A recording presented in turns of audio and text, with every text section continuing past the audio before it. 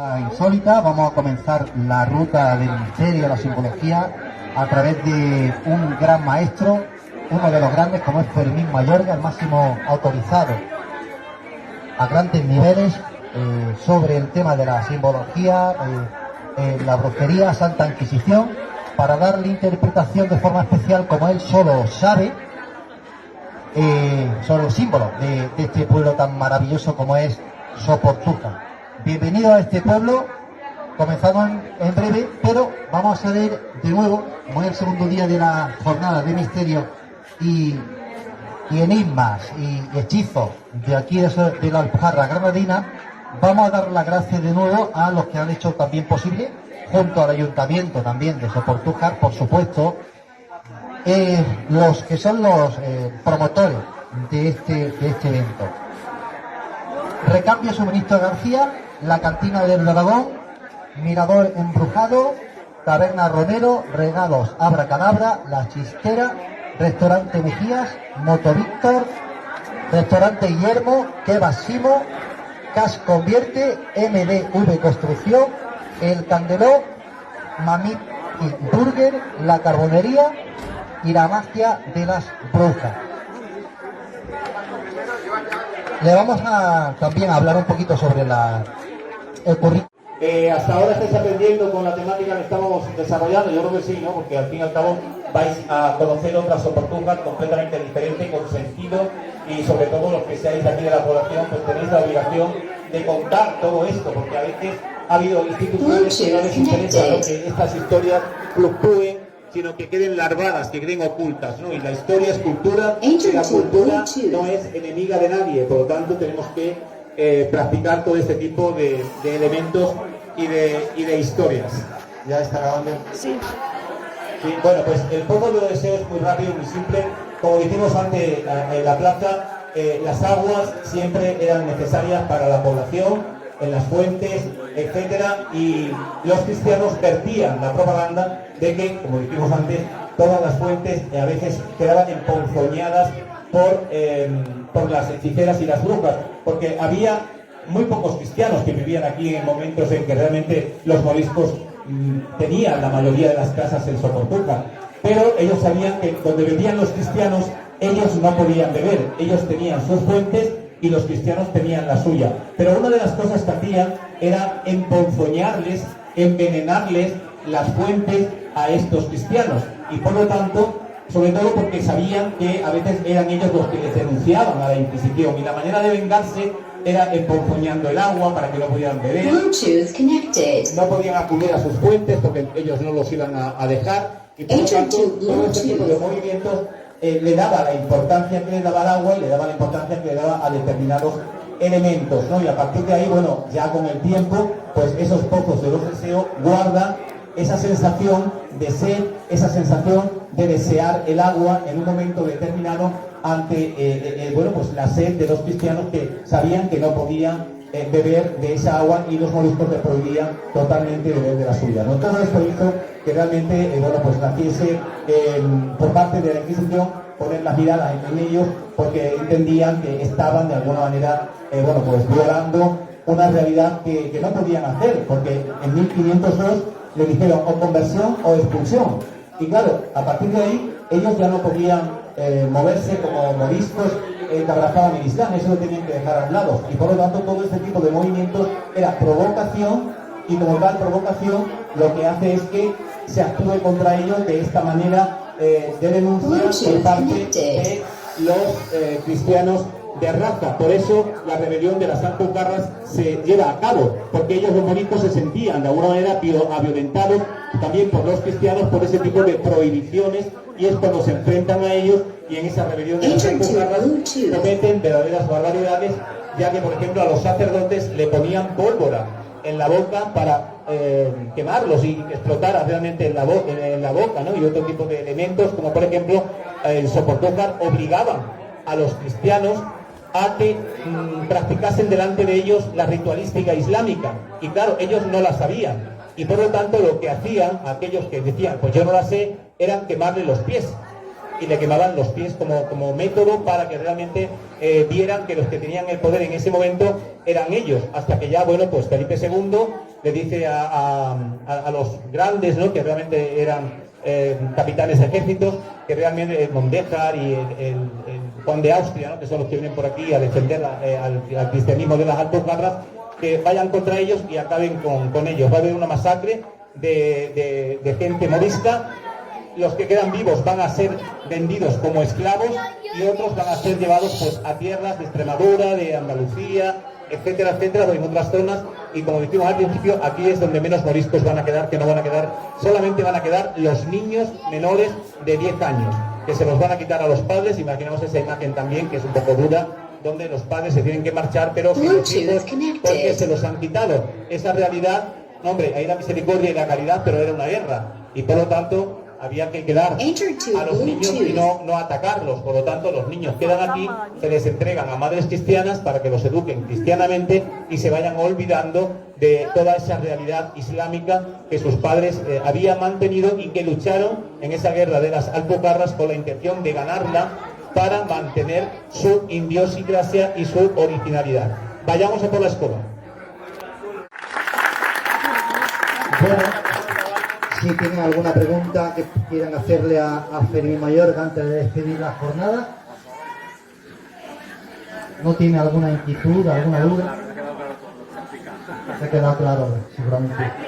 Bueno, hay que decir una cosa también, ya que alza la mano, que venga aquí por favor David Cuevas. Pero David, ven para acá porque forma parte. David.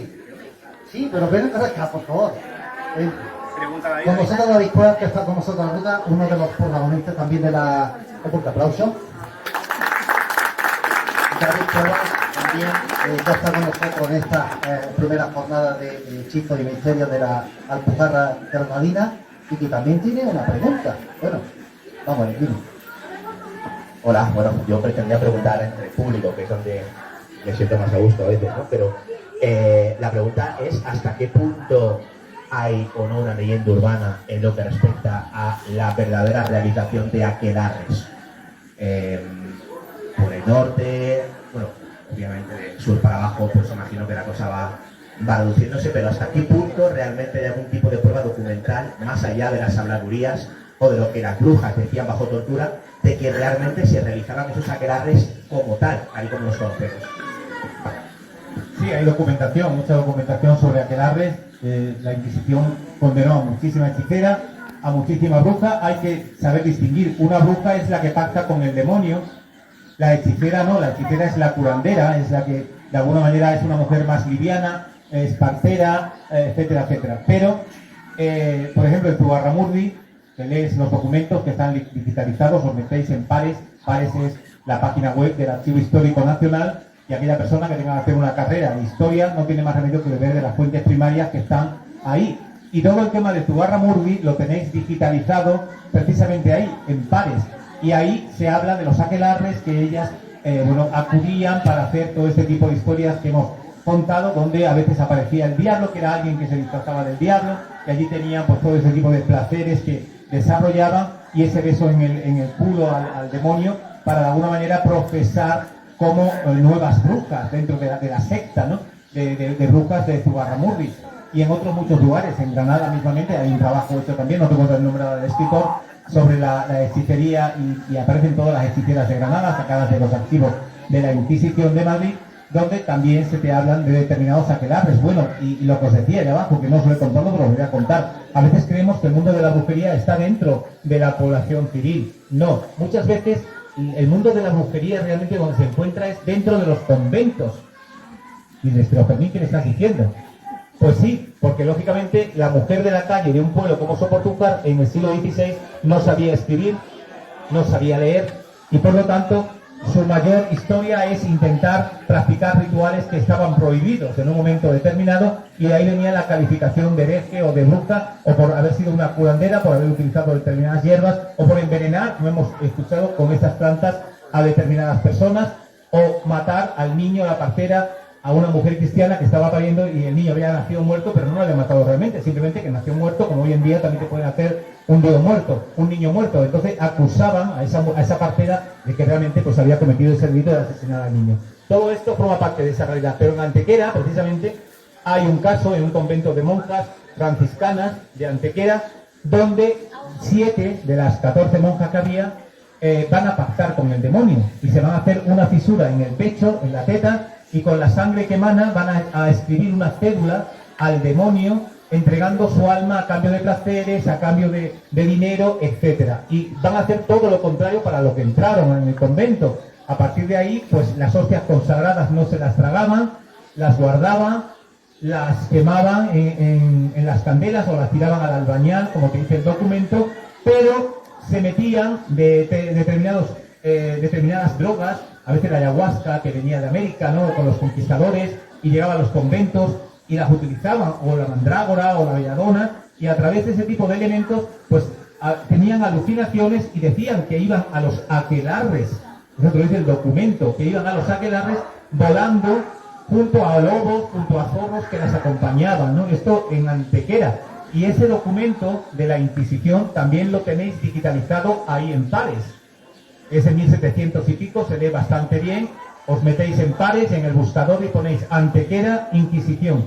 Y os van a salir muchísimos herejes de Antequera, pero sobre todo lo que os va a salir es ese documento también de esas religiosas que fueron condenadas precisamente por ese tipo de movimientos. A veces creemos que es la mujer civil la que realmente practicaba todo esto, pero no, porque las monjas sabían leer, sabían escribir y sabían cómo hacer un pacto con el demonio a través de libros como el Ciprianillo, como la Clavícula de Salomón, etcétera, etcétera, que te enseñan a hacer todo este tipo de actuaciones y de elementos. Así que, David, espero que te haya quedado la respuesta más o menos clara.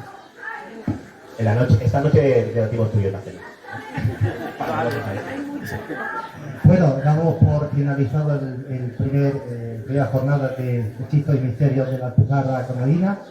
Dar las gracias a los grandes ponentes que hemos tenido estos 2 días, a Fermín Mayorga, a David Cuevas.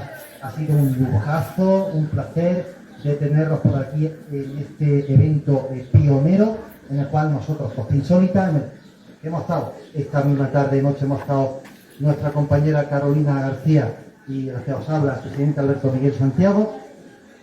Y volveremos de nuevo para hablar misterios, hablar de un poquito de estos temas que tanto nos encantan, con más personajes, también repitiendo algunos de ellos, y que a pasar un poquito de miedo, ¿verdad?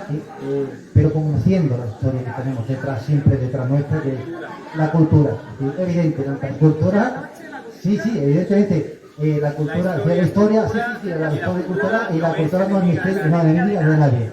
Entonces, pues, dar las gracias al Ayuntamiento de Soportújar, sobre todo a Manuel Romero, a Miguel Ángel Alejarte, al Ayuntamiento entero, y al de comunicación como Espacio en Blanco, Radio Nacional de España, a nuestro querido amigo Miguel Blanco, que se ha portado bastante bien con nosotros.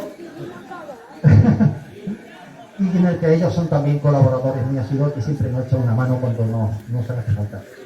Muchísimas gracias por venir, os esperamos pronto, y tanto aquí como en Motril, como en la Costa Tropical, y muchas gracias por venir.